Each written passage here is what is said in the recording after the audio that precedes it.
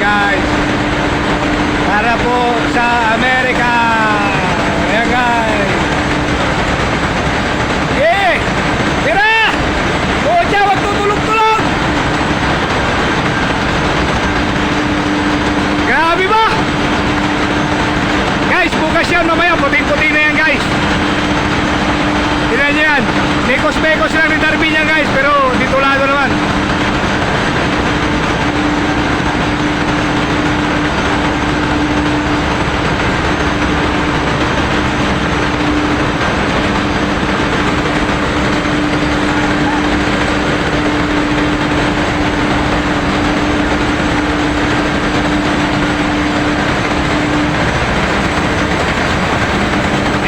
Yung aking pinipinturahan.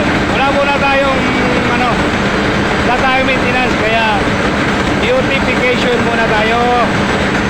Ganyan guys, pag walang maintenance, beautification tayo guys. Parang bahay ba?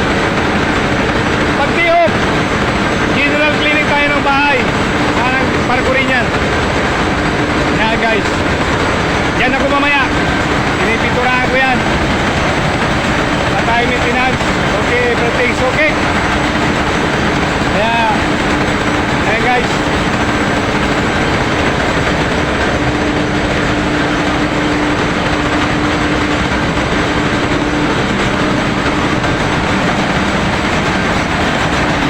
ayan, pipintura ko ng machinery rin guys.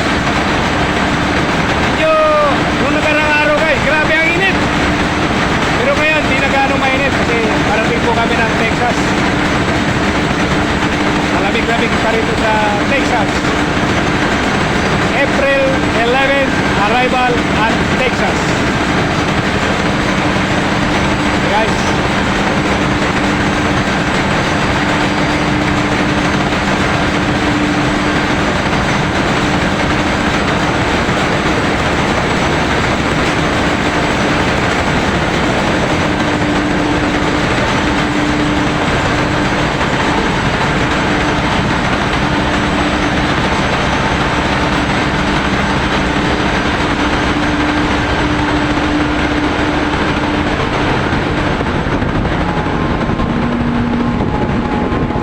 nyo to guys, ito yung aking pinlag dati.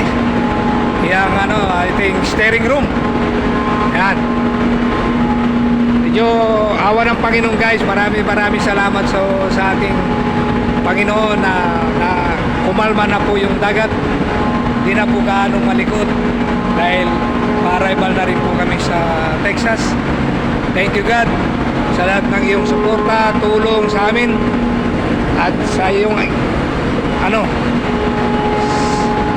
sa iyong bigay na lahat ng aming biyaya guys.